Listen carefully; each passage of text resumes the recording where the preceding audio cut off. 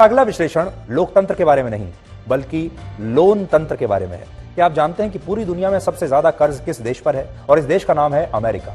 America पूरी दुनिया में अलग अलग देशों को लोन देता है, लेकिन आज आपको बताएंगे कि अमेरिका पर खुद कितना लोन है और कैसे अमेरिका कर्जे में ऊपर से नीचे तक डूबा हुआ है। इस कर्ज की वजह से अमेरिका के राष्ट्रपति जो बाइडेन, उन्होंने 24 मई को अपने ऑस्ट्रेलिया के दौरे को रद्द कर दिया है, जहां क्वाड देशों के नेताओं की बैठक होने वाली थी। यानी क्वाड का पूरा समिट जो बाइडेन की वजह से अब कैंसिल करना पड़ रहा है, क्योंकि जो बाइडेन ऑस्ट्रेलिया नहीं जा सकते। क्यों नहीं जा सकते?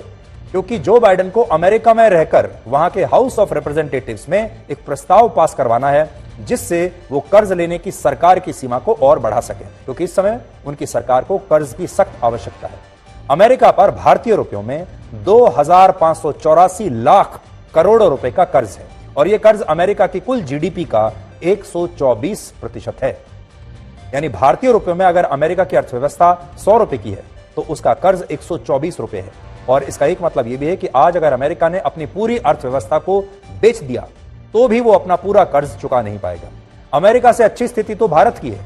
आईएमएफ के मुताबिक वर्ष 2021 में भारत का कुल कर्ज उसकी जीडीपी का सिर्फ 54% था।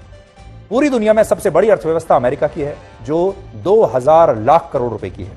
लेकिन कड़वा सच यह भी है कि पूरी दुनिया में सबसे ज्यादा कर्ज उसी अमेरिका पर है, जो शायद आप नहीं जानते होंगे। इस वक्त अमेरिका की सरकार का खर्च उसकी आय से 76 लाख करोड़ रुपए ज्यादा है, और यह इतनी बड़ी रकम है कि इसमें पाकिस्तान जैसे 2 देशों की अर्थव्यवस्था समा सकती है। अमेरिका के ट्रेजरी डिपार्टमेंट का कहना है कि जो बाइडेन प्रशासन के पास अपना कर्ज चुकाने के लिए और अपने बिल्स का भुगतान करने के लिए अब डॉलर्स नहीं बचे हैं, और अगर 1 जून से पहले अमेरिका की संसद में कर्ज लेने की सीमा को बढ़ाया नहीं गया तो अमेरिका के दिवालिया होने का संकट पैदा हो सकता है। कर्ज लेने की यह सीमा अभी भारतीय रुपयों में 2570 लाख करोड़ रुपए की है, और अमेरिका की सरकार पहले ही इस सीमा से ज्यादा का लोन ले चुकी है। इसलिए अगर उसे और कर्ज लेना है तो उसे अमेरिका के हाउस ऑफ रिप्रेजेंटेटिव्स में इस पर प्रस्ताव लाकर वोटिंग करानी होगी, और जब यह प्रस्ताव पास हो जाएगा तब उन्हें कर्ज की सीमा बढ़कर उन्हें पैसा मिल सकता है।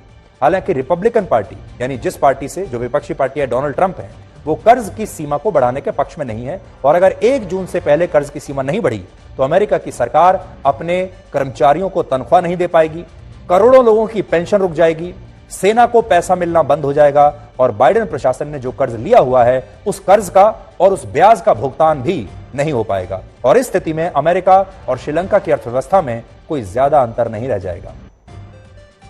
अमेरिका की स्थिति इस समय उस साहूकार के जैसी है जो पहले सबको कर्ज बांटता था, लेकिन अब वो साहूकार खुद सिर से लेकर पैर तक भयानक कर्ज में डूबा हुआ है। इससे भी बड़ी विडंबना यह है कि आज जब इन मुश्किल हालात में अमेरिका की सरकार को अपने देश के लोगों की चिंता करनी चाहिए थी, तब अमेरिका धार्मिक स्वतंत्रता के मुद्दे पर पूरी दुनिया को लेक्चर दे रहा है और बता रहा है कि मैं ही सरपंच हूं। यूएस डिपार्टमेंट ऑफ स्टेट ने एक नई रिपोर्ट जारी की है, जिसमें दुनिया के 200 देशों में धार्मिक स्वतंत्रता की स्थिति की विवेचना की गई है, और इन देशों में भारत भी है। रिपोर्ट कहती है कि भारत में इस समय मुसलमान सबसे ज्यादा खतरे में। अब आप सोचिए, अमेरिका को ऐसे में भी भारत के मुसलमानों की चिंता है, और वो भी गलत चिंता है। भारत के संदर्भ में जो 49 पन्नों की रिपोर्ट अमेरिका ने जारी की है, उसमें सबसे ज्यादा 198 बार मुसलमान, 182 बार हिंदू, 132 बार ईसाई, 7 बार बजरंग दल, और सिर्फ 1 बार पॉपुलर फ्रंट ऑफ इंडिया यानी पीएफआई का जिक्र किया गया है। इसके अलावा इस रिपोर्ट में कई घटनाओं को तोड़ मरोड़ कर पेश किया गया है। जैसे इसमें लिखा है कि पिछले साल मध्य प्रदेश के खरगोन में जब सांप्रदायिक दंगे हुए, तब इस घटना के बाद मुसलमानों के घरों पर बुलडोजर चलाया गया, जबकि यह जानकारी आधी अधूरी है।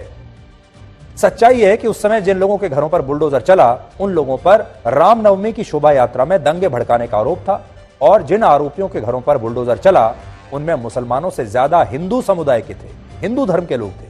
लेकिन इस कानूनी कार्रवाई को अमेरिका ने अपनी रिपोर्ट में धार्मिक रंग देकर यह बताने की कोशिश की कि भारत में मुसलमान सुरक्षित नहीं है।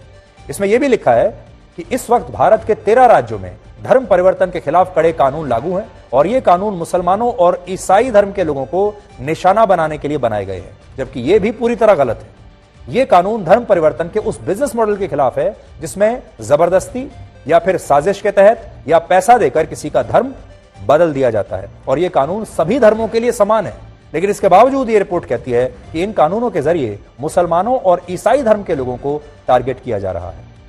यह रिपोर्ट इसलिए भी सही नहीं हो सकती क्योंकि इस रिपोर्ट के पीछे एक भारत विरोधी एनजीओ है जिसका नाम है इंडियन अमेरिकन मुस्लिम काउंसिल। इस एनजीओ ने भारत के बारे में जो झूठ फैलाया, उस झूठ को अमेरिका ने अपनी इस रिपोर्ट में हूबहू वैसे का वैसा ही सच मानकर छाप दिया। जबकि इस एनजीओ की सच्चाई यह है कि इसने 2021 में त्रिपुरा में मुसलमानों के घर जलाने की फेक न्यूज फैलाई थी और इस एनजीओ पर पाकिस्तान की खुफिया एजेंसी आईएसआई से भी मिली भगत के आरोप लगते हैं।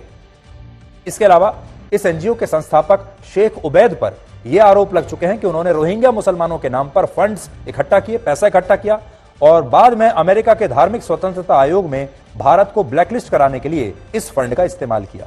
तो इसलिए आप खुद सोचिए, अगर इस एनजीओ के आधार पर, इसकी रिपोर्ट के आधार पर अमेरिका यह कहता है कि भारत में मुसलमान खतरे में हैं, तो यह सच नहीं बल्कि यह भारत के खिलाफ एक प्रोपेगेंडा है। सच तो यह है कि भारत से ज्यादा धार्मिक स्वतंत्रता और भारत से ज्यादा धर्मनिरपेक्षता शायद आज दुनिया के किसी भी देश में नहीं होगी और कर्नाटक के नतीजे इसका सबसे बड़ा उदाहरण है। जरा खुद सोचिए आप, कर्नाटक में 85% हिंदू रहते हैं, लेकिन इसके बावजूद हिंदुत्व की बात करने वाली, बजरंगबली की बात करने वाली बीजेपी वहां हार जाती है और 13% मुसलमानों ने एकजुट होकर जिस कांग्रेस पार्टी को अपना वोट दिया, उस पार्टी की वहां सरकार बन जाती है। तो ऐसी धर्मनिरपेक्षता आपको और कहां मिलेगी? अमेरिका दुनिया के उन देशों में आता है जहां लोगों के साथ सबसे ज्यादा नस्लीय भेदभाव है, लेकिन इसके बावजूद इस रिपोर्ट में अमेरिका ने अपने बारे में कोई जिक्र नहीं किया। अमेरिका में गन कल्चर की वजह से हर साल हजारों लोग मारे जाते हैं, स्कूलों में मासूम बच्चे मारे जाते हैं, लेकिन वो हमेशा चुप रहता है। इसलिए भारत को भी अब अमेरिका में जो कुछ चल रहा है उस पर चिंता जताते हुए अमेरिका के खिलाफ एक रिपोर्ट जारी करनी चाहिए और भारत के विदेश मंत्रालय ने अमेरिका की इस रिपोर्ट को भ्रामक बताया है, इसका खंडन किया है।